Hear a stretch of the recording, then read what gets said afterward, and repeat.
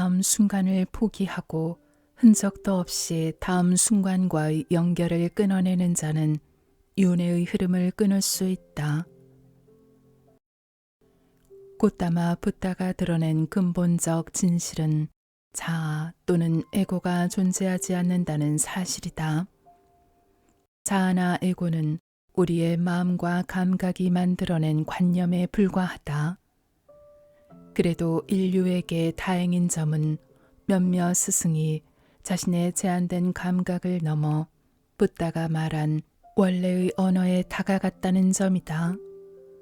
우리의 스승은 우리가 삶의 진실을 열어보이는 본래의 순수성, 숫다 단말을 겉으로는 잃어버린 것처럼 보여도 실은 깊은 잠의 상태에서 우리 내면에 언제나 그것이 존재하고 있다고 말한다. 붓다는 이 근본적인 진실을 다음 말로 드러내 보였다. 그 상태, 꿈을 꾸지 않는 깊은 수면 상태에서는 행위를 행하는 자도 없고 행위의 결과를 받는 자도 없다. 이때는 오직 순수한 법만이 드러난다. 최근의 스승은 붓다의 말을 듣는다는 표현은 최종 단계에서 붓다의 말을 본다는 표현으로 바뀌어야 한다고 말씀하셨다. 듣는 것으로는 지식을 쌓을 뿐이다. 오직 보는 것만이 우리를 지혜에 이르게 한다. 그러면 우리는 무엇을 보아야 하는가? 우리는 감각이 실제라고 보이는 것들이 실은 꿈과 신기루에 지나지 않음을 보아야 한다. 또 감각이 지배하는 잠깬 상태가 실은 꿈의 연장이며 실체가 없다는 사실을 보아야 한다. 깊이 잠들었을 때는 자아도 사람도 없지만 잠에서 깨는 순간 자아와 사람이 활동을 시작한다. 바로 이때가 우리가 환영에 빠지는 가장 중요한 지점이다. 삶의 진실을 깨달으려면 이것을 관찰해야 한다. 우리는 우리 내면에서 돌고 도는 움직임을 보아야 한다. 즉 처음에는 아기의 빛나는 마음을 지니다가 감각을 먹이로 영양분을 얻으며 점차 그 순수성을 잃고 있음을 보아야 한다. 다음으로 아기 때의 순수한 마음으로 되돌아가는 과정을 밟아야 한다. 이것이 끝없는 윤회에서 벗어나는 방향이다. 우리는 자신이 거친 감각에 끌려가는지 아니면 우리 내면의 불성에 따라가고 있는지 보아야 한다. 깨달은 눈으로 삶의 진실을 목격한 이래 나는 두 가지 세계에서 살고 있는 나 자신을 발견했다. 하나는 속세 쌍카라이고 다른 하나는 실제의 세계이다. 내가 속세에서 본 것은 평범한 사람들이 보는 것과 전혀 다르지 않다. 나는 진실을 전하기 위해 쌍카라 속세의 언어를 사용한다. 하지만 나는 단어는 삶의 진실을 담고 있지 않다는 것, 단어는 그저 진실을 가리키는 손가락에 불과하다는 것을 알고 있다. 삶의 진실은 각자가 자기 내면의 지혜로 직접 보아야 한다. 나는 시공간에 제약이 없는 새의 눈으로 바라본다. 나는 끊임없는 흐름으로서 생명의 파도가 탄생하는 것을 본다. 나는 파도의 힘으로 여기저기 던져진 생명 존재들이 동시에 일어나고 사라지는 것을 본다. 인간이든 동물이든 모든 생명의 태어남과 죽음 사이에는 오직 죽음과 쇠퇴만이 존재한다. 거친 파도에 휩쓸린 존재들은 이것을 제대로 보지 못한다. 그러나 나는 깊은 사마띠 집중 상태에서 사람도 동물도 식물도 어떤 것도 보지 않는다. 나는 어떤 형상도 보지 않는다. 나는 오직 깊은 수면 상태에서 보는 것만을 목격한다. 그렇다고 이것이 공은 아니다. 이것은 보는 것에 한계가 없는 세계이다. 자아나 에고로 만들어진 경계 너머에 존재하는 세계이다. 이 광대한 우주적 체계에서 볼 때 개별적 정체성을 지닌 것은 아무것도 없다. 감각의 세계에 더 이상 태어남은 존재하지 않는다. 붓다는 우리 삶에 세 단계, 세 가지 윤회가 있다고 말했다. 그것은 깊은 잠, 꿈의 상태, 그리고 잠 깬 상태이다. 여기서 깊은 잠과 가벼운 잠을 구분하는 것이 중요하다. 가벼운 잠에서는 꿈을 꾸는데 이것은 실제로 잠 깬 상태의 단계이다. 자기 전에 받은 정신적 인상이 반영되는 상태이다. 이 상태를 이해하는 것이 중요하다. 우리 삶에는 신체적인 눈으로 볼 수 없는 봄이 존재하기 때문이다. 깊은 잠은 사물의 참된 성질 또는 열애의 상태를 이해하는 열쇠이다. 수행자 시타르타는 삶의 진실을 보겠다는 결의로 자신의 스승과 함께 모든 의례와 의식, 명상법에 통달했다. 그러나 스승들이 가르친 수행법 중 어느 것도 삶의 진실을 보겠다는 자신의 목적에 도움이 되지 않음을 깨닫고는 스승들로부터 돌아섰다. 선정의 최고 단계인 비상 비비상처, 의식이 있는 것도 아니고 의식이 없는 것도 아닌 상태를 넘어가면 우리는 무엇을 보게 되는가? 우리는 잠에 떨어진다.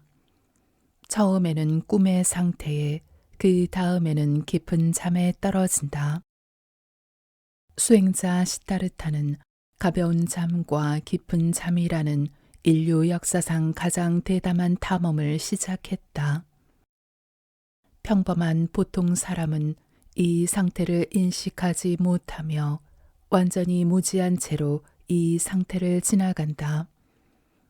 하지만 삶의 어두운 중지 상태를 탐험하는 데 몰입한 수행자 시타르타에게 이 상태는 돌파구에 이르는 단서를 제공했다. 삶의 특정 단계, 즉 깊은 잠의 단계에서 자아나 사람이 전혀 존재하지 않는다면 논리적으로 볼 때 나머지 하나의 단계에서도 자아나 사람이 존재할 수 없다.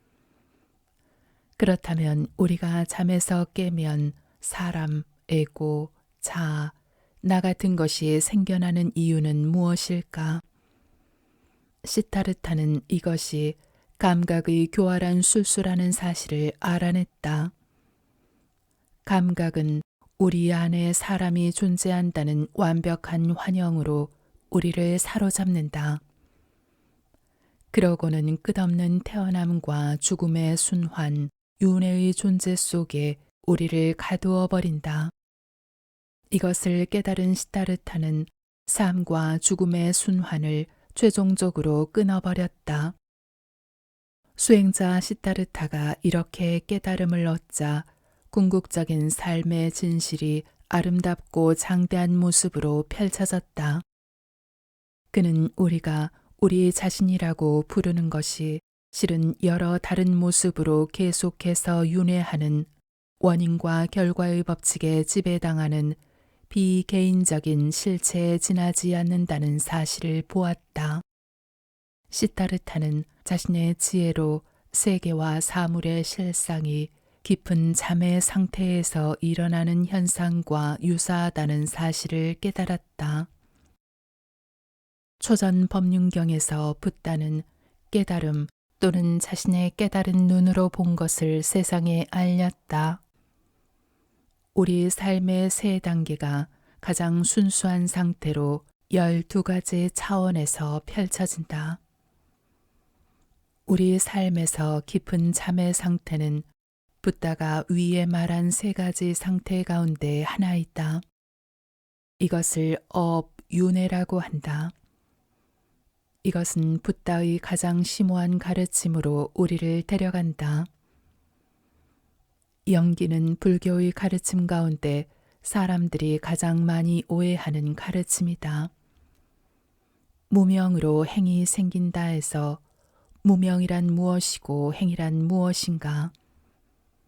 무명은 감각이 제대로 작동하지 않아 아무것도 알지 못하는 상태이다. 이것은 깊은 잠에 빠진 상태이다. 이때 일어나는 과정은 이렇다. 당신은 깊은 잠에서 깨어나 준비, 상카라 과정을 시작한다. 눈과 관련된 준비 과정도 있고 귀나 코와 관련된 준비 과정도 있다. 이때 감각은 무엇을 준비하는가? 감각은 정신적 대상을 붙잡을 준비를 한다. 모든 감각이 함께 작동할 때 마음은 에고, 자아를 인식한다. 이때부터 영기의 과정이 시작되어 태어남과 죽음의 바퀴를 끝없이 돌게 된다. 붓다는 자신의 가르침에서 깊은 잠에 관하여 몇 차례 언급했다. 깨어있는 동안은 알아차림을 해야 한다. 행위자는 없다. 즉, 행동의 결과를 경험하는 자는 존재하지 않는다. 오직 순수한 법만이 존재한다. 고귀한 이들과 깊은 잠의 상태에는 공통되는 특징이 여러 개 있다. 깊은 잠의 상태에서 우리는 감각의 영역에서 벗어날 정도로 순수한 법이 존재한다. 이 때문에 붓다는 깊은 잠을 불성의 저장소라고 말했다. 그런데 깊은 잠은 또한 무지의 저장소이기도 하다. 평범한 사람에게 있어 불성과 무지는 깊은 잠의 상태에 함께 존재한다. 진리에 이른 고귀한 이들은 무지를 뿌리부터 제거하였다. 불성이 열렸고 오직 불성만이 남아있다. 성인들은 깊은 잠이 가진 모든 특성을 갖춘 채 그것을 온전히 의식하는 상태에서 깨어있다. 고귀한 이들이 자는 깊은 잠의 특징은 무엇일까? 깊은 잠의 상태에서는 행복이나 슬픔을 경험하지 않는다. 고통도 느끼지 않는다. 공간과 시간, 거리 차원의 제약도 받지 않는다. 깊은 잠은 원인과 결과의 지배를 받지 않는다. 깊은 잠에는 좋은 것도 나쁜 것도 없다. 이원성이나 상대성이 존재하지 않는다. 간단히 말해 깊은 잠의 상태에서는 자아나 사람이 존재하지 않는다. 깊은 잠의 상태에서 당신은 시공간 차원의 범주에서 벗어난다. 이원성이 존재하지 않는다. 당신은 생각하지 않는다. 감각과 연결되지 않기 때문이다. 판단도 없고 구분도 존재하지 않는다. 의지적 행동, 업을 행하는 자가 존재하지 않는다. 업의 결과를 받는 사람이 존재하지 않는다. 따라서 업을 벗어난다. 신체 감각기관과 오온 사이에 움직임이 존재하지 않는다. 따라서 우리를 윤회에 묶어두는 족쇄가 사라진다. 정체성이 사라진다. 개별성 자체가 녹아 사라져 경계 없는 존재가 된다. 에고나 사람이 존재하지 않는다. 태어남과 죽음이 존재하지 않는다. 이런 맥락에서 붓다가 깨달음의 상태, 열반에 대해 브라만 케와다에게 말한 내용은 적절하다. 열반은 보통 사람의 눈에는 보이지 않는다. 열반에는 이원성이 없다. 열반에는 어떤 현상도 없다. 열반에서는 네 가지 요소가 작동하지 않는다. 열반에는 길고 짧음, 미묘하고 거침, 좋고 나쁨이라는 이원성이 존재하지 않는다. 열반에서는 이름과 형상, 정신과 물질이 완전히 소멸한다. 열반에서는 의식이 완전히 사라진다. 우리는 꿈의 상태라는 렌즈를 통해 잠깬 상태의 참된 본성을 볼 수 있다. 꿈 상태의 놀라운 점은 이 상태에서는 감각이 작동하지 않으며 시간관념도 존재하지 않는다는 것이다. 꿈에 한참 빠져 있는 동안은 그것이 정말 진짜로 보인다. 꿈에서 깨고 나서야 우리는 이렇게 말한다. 꿈일 뿐이었어. 꿈 상태와 잠깬 상태가 하나로 합쳐지는 것을 보면서 잠깬 상태가 꿈 상태의 연장이라는 사실을 깨닫는 날, 우리는 그 꿈에서도 벗어나게 된다. 잠깬 상태는 매우 거칠고 밀도가 높아 그것이 실제가 아니라는 것을 알기 어렵다. 스승의 말에 의하면 이것은 매트 위에 서 있는 채로 매트를 접으려고 시도하는 것과 같다. 매트에서 내려와야 매트를 접을 수 있는 것처럼 잠깬 상태에 있는 동안 거기서 벗어나 꿈 상태의 렌즈로 바라볼 때 우리는 잠깬 상태의 참된 본성을 볼 수 있다. 우리는 눈에 보이는 꿈을 통제할 수 있는가? 한참 꿈속에 빠져 있는 동안에는 꿈의 전개 과정을 바꿀 수 없다. 우리가 원하는 대로 꿈을 통제할 수 없다. 꿈속에서는 우리가 5가지 감각을 통해 선택한 것들이 여러 가지 형상으로 드러난다. 금이 가고 부서진 거울을 들여다보는 것처럼 왜곡된 형상으로 나타나는 때도 있다. 그것은 마음의 근원이 있다. 결과, 업보, 윤회는 강력한 관조 대상이다. 우리는 눈으로 꿈을 보지 않는다는 걸 알지만 그럼에도 꿈을 본다. 과거 사건에 대한 기억과 꿈은 어떤 차이가 있을까? 둘 다 그림자이다.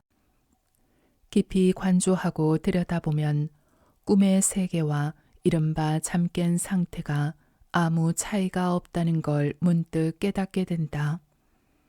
둘은 완전히 같다. 그런데 우리의 조건지어진 감각은 거칠고 밀도가 높아 이 근본적인 진실을 인정하도록 허용하지 않는다. 셰익스피어는 이 진실을 이렇게 간명하게 요약했다. 우리의 삶은 꿈을 구성하는 재료들로 이루어져 있다. 붓다는 이렇게 말했다. 내면의 여행을 시작하라. 이른바 잠깬 상태를 떠나라. 붓다의 가르침에 확고히 자리를 잡으라. 우리는 단지 꿈의 목격자일 뿐이다. 잠에서 깨면 꿈의 일부를 기억하거나 아니면 완전히 잊어버린다. 깊은 의미에서 볼 때 잠에서 깬 상태가 꿈의 상태와 얼마나 다를까? 우리는 자신이 운명의 주인이라는 잘못된 관념 속에 산다. 단기적으로 보면 일상의 자잘한 일을 자신이 통제하고 있는 것처럼 보인다. 그러나 이것 또한 삶의 큰 맥락에서 보면 미시적인 설계이다. 우리가 만물의 원대한 설계 속에 붙잡혀 있다는 사실을 인정하는 데는 커다란 성숙과 겸손이 필요하다.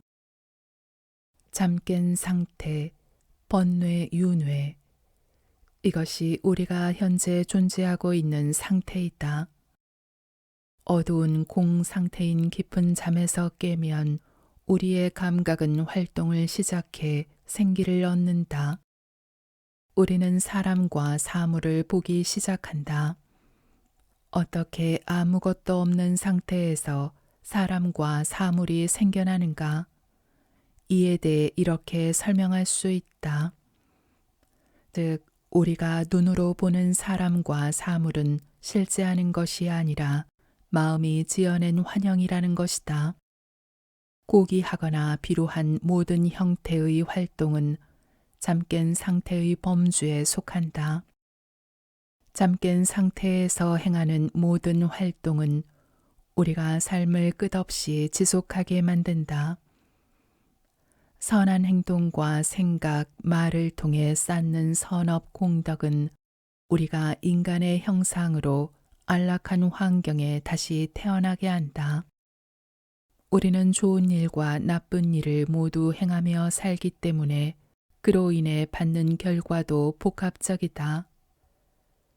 우리는 계속해서 이런 과정을 거치며 살아간다. 모든 행동에는 그에 대한 반작용이 따르게 마련이다. 이 상태의 가장 중요한 특징은 이것이 마음과 5가지 감각에 지배받는다는 점이다. 우리는 왜 잠깬 상태에 모든 초점을 맞추는가? 그것은 우리가 짙은 환영의 상태에서 끝없이 윤회를 전전하도록 하는 장본인이 바로 잠깬 상태이기 때문이다. 나와 나를 이라는 환영은 잠깬 상태에서 우리가 우연히 갖게 된 환영이 아니다. 그것은 우리가 수없이 많은 윤회를 거치며 영속화한 환영이다. 잠깬 상태에서 우리는 어린 시절부터 시작되는 자신의 세계를 창조하며 온전한 주기를 거친다. 그리고는 마침내 우리가 창조한 세계가 허물어지는 역주기를 지나게 된다. 흐름을 거슬러 올라가는 이 거꾸로 여정은 근원으로 돌아가는 것을 말한다. 여기서 근원이란 무엇인가? 깊은 잠의 상태로 돌아가는 것을 말한다. 자아관념, 에고라는 독립체 우리의 마음은 꽃담아 붓다가 사람이라고 믿는다. 이런 믿음은 오랜 세월을 거치며 조건화되어 왔다. 그러나 역설적이게도 붓다가 40년의 긴 시간 동안 세상에 전하려 했던 메시지는 이 우주의 사람이나 에고는 전혀 존재하지 않는다는 점이었다. 그럼에도 우리의 거친 감각은 순수하게 비개인적인 우주적 과정으로부터 영리하게도 사람을 창조해낸다. 사람도 자아도 존재하지 않는다는 무아의 이론은 보통 사람들이 이해하기에는 너무 추상적이었다. 붓다가 자아라는 독립체가 존재하지 않음을 세상에 보인 배경은 이러했다. 와깔리라는 승려가 등장하는 유명한 일화에서 보여주듯이 붓다의 제자들이 자아관념에 빠지는 데는 오랜 시간이 걸리지 않았다. 제타와나에 머물며 붓다의 설법을 매일같이 들었던 와깔리는 붓다를 사람으로 보았다. 그는 붓다의 신체에 커다란 경외감을 지니고 있었다. 붓다의 몸은 여전히 젊고 위풍당당하며 준수한 시타르타 왕자의 외모를 지니고 있었던 것이다. 와깔리의 눈에는 붓다의 동작과 신체의 움직임 하나하나가 기쁨이었다. 붓다는 와깔리 앞에 나타난 인간의 형상이 붓다가 아니라는 것을 이해할 시간을 주었지만 와깔리는 개의치 않았다. 3개월이 지난 뒤 붓다는 와깔리에게 설법하던 중 다음과 같이 그를 훈계했다. 끊임없이 변하는 이 인간의 형상을 보는 것으로는 결코 붓다를 볼 수 없다. 법을 보는 자가 나를 볼 것이다. 붓다는 언제나 이 간단한 예를 들어 2가지 메시지를 세상에 전했다. 붓다는 사람이 아니다. 붓다를 보기 위해서는 자기 내면의 법을 보아야 한다. 사람들이 가장 제대로 이해하지 못하는 것이 위의 2번째 메시지다. 붓다를 보기 위해 우리가 보아야 하는 법이란 무엇인가? 법, 단마라는 단어는 두 가지 의미를 갖고 있다. 하나는 세상의 모든 것이다. 또 하나는 어떤 것을 그 안에 담고 품고 지닌다는 의미이다. 우리는 무엇을 가지고 주변 세상을 품는가? 우리의 5감각을 가지고 주변 세상을 품는다. 5가지 감각이 제대로 작동하지 않으면 우리는 아무것도 제대로 지니고 품을 수 없다. 예를 들어 죽은 자는 아무것도 지니지 못한다. 모든 것을 지니는 주체는 우리의 5감각이라는 사실은 분명하다. 그러므로 법을 보기 위해 우리는 5가지 감각의 작동 방식을 보아야 한다. 감각이라고 할 때 이것은 눈이나 귀 등 손으로 만질 수 있는 신체 대상을 의미하지 않는다. 실제로 여기서 감각이란 신체 기관과 마음 사이의 상호작용을 말한다. 이 과정을 볼 때 우리는 지각된 실제와 궁극적 실제를 잠시나마 볼 수 있다. 우리가 거울을 가지고 갓난아기와 어른과 함께 여행을 떠난다고 하자. 이때 여러 가지 이미지가 거울과 갓난아기의 눈과 어른의 눈에 맺힐 것이다. 이제 이들이 여행을 마치고 처음 자리로 돌아온다고 하자. 이 셋의 빛나는 표면에 맺혔던 모든 이미지가 즉각 멈추고는 그들 앞에 새로운 이미지가 나타날 것이다. 이처럼 거울은 자기 앞에 있는 무엇이든 그대로 비춘다. 아기의 눈도 마찬가지다.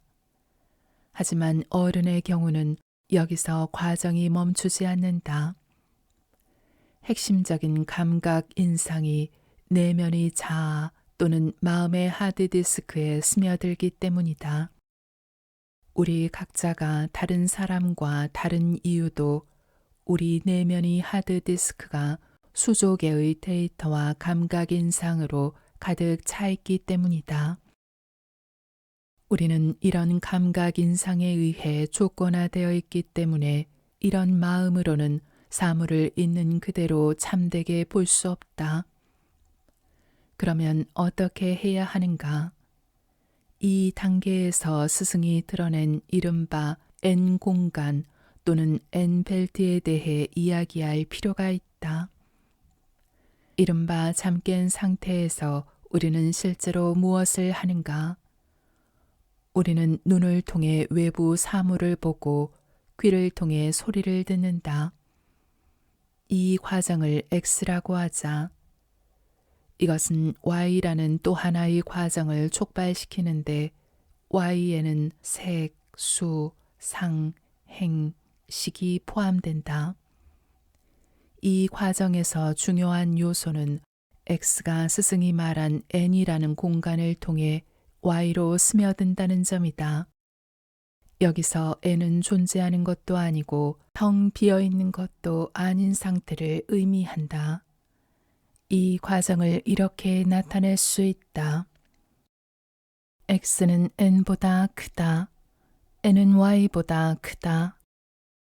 이것은 우리가 감각을 통해 받아들이는 모든 경험이 텅 빈 현상이라는 사실을 보여준다.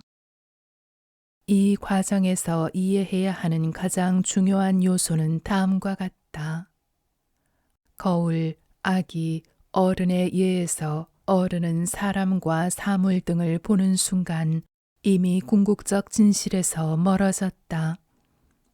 한편 실제로 일어난 일은 거울과 아기의 경우처럼 빛과 어둠이 눈에 빛나는 표면 위에 맺힌 다음 빛의 속도로 멈추었다는 사실이다. 어른이 받아들이는 인상과 어른이 내리는 해석은 모두 무지와 환영 때문에 일어난다. 이것들은 우리의 일상생활에 유용하다. 이것들은 관습적인 실제를 형성한다. N 공간은 법을 이해하는 데 매우 중요한 개념이다. 감각 과정에 대한 이해가 깊어져 법을 보게 되면 우리의 N 공간은 더욱 정교해진다. 그러면 X를 통해 거친 형태로 들어오는 대상을 걸러내는 능력도 커진다. 그래서 N 공간을 통해 아름다운 형상을 볼 때 우리는 그것을 꿈에서 보는 것과 유사한 그림자로 볼 수 있다. 깨달은 자들 아라하니 마음에서 N 공간은 블랙홀과 같다. 그 무엇도 블랙홀을 통과해 지나갈 수 없다. 심지어 빛조차도 블랙홀에 빨려 들어간다. 그러므로 깨달은 자들은 X에서 Y로 이동하지 않는다. 모든 것이 X에서 멈춘다. 깨달은 자들은 있는 그대로 본다. 붓다는 통찰지를 갖춘 숙녀 바이아 다루치리아에게 이렇게 말했다. 볼 때는 오직 봄만이, 들을 때는 오직 들음만이 있도록 하라. 우리는 어떻게 이 길을 걸어갈 수 있는가? 우리는 어떻게 우리 안의 불성과 교감할 수 있는가? 특별히 해야 하거나 수행해야 하는 것은 없다. 우리가 무언가를 하려고 시도하는 순간 자아가 작동을 시작해 우리는 내가 생각을 통제하고 내가 나의 감각을 통제한다는 잘못된 결론에 이른다. 생각도 추론도 없고 지적 작용이나 명상도 없다. 단지 감각과 마음이 해석을 일으키고 보이는 대상 등의 이름표를 붙이기 전에 당신 자신의 신체 감각에서 일어나는 현상을 자기 안에서 보는 단순한 훈련만이 존재한다. 고귀한 수행의 길을 걸어가는 최상의 훈련은 외면으로 보이는 사물에 이름표를 붙이면서 그것을 해석하는 것이 아니라 자신의 감각에서 일어나는 일을 관찰하는 연습이다. 또 하나의 주요한 훈련은 근원을 향해 단계를 거슬러 올라가는 것이다. 우리가 내뱉는 모든 말과 생각은 지어낸 것의 범주에 속한다. 예를 들어 우리는 인간의 형상을 보고 그것을 아름답다고 부른다. 그러나 아름다움이라는 속성은 텅 빈 감각 인상처럼 신기루에 토대를 둔다. 깊은 잠을 기준점으로 삼는 것은 가장 큰 깨달음을 주는 경험 가운데 하나이다. 우리는 깊은 잠을 우리의 자연스러운 집으로 사용할 수 있다. 우리는 세상 여기저기를 돌아다니다 나중에는 자기 집으로 돌아간다. 마찬가지로 마음이 정처 없이 이곳저곳을 떠돌 때 우리는 아무것도 없는 텅 빈 공간인 깊은 잠이라는 우리 본연의 고향으로 다시 돌아갈 수 있다. 깊은 잠은 컴퓨터의 디폴트 모드, 즉 기본값과 같다. 아무 프로그램도 설치하지 않으면 디폴트 모드는 텅 빈 상태이다. 우리의 생각은 우리가 마음에 설치하는 수백만 개의 프로그램에 의해 결정된다. 마음의 출력값은 우리가 설치한 프로그램에 따라 결정된다. 그러므로 마음에 설치된 프로그램을 삭제하면 우리의 마음은 한계가 없는 열린 공간처럼 될 것이다. 이 세상이 마음의 상태이자 환영이라는 사실을 알면 세상의 참된 속성을 알아보는 데 도움이 된다. 또 우리가 진실에 가까워졌는지 아니면 얼마나 멀어졌는지 점검하는 기준점으로 아기의 순수하고 밝은 마음을 활용할 수 있다. 이것은 당신이 윤회의 여정에서 어디에 있는지 당신 스스로 자기 평가할 수 있는 적절한 지표다. 이 길은 정해진 길을 따라가는 것이 아니기 때문에 어렵다고도 쉽다고도 할 수 없다. 참된 구도자라면 과거의 많은 부처님들과 교감하며 개발한 자신의 불성이 이끄는 대로 따라갈 것이다. 자신의 불성은 삶의 기복에도 불구하고 우리를 안내하는 강력한 에너지가 된다.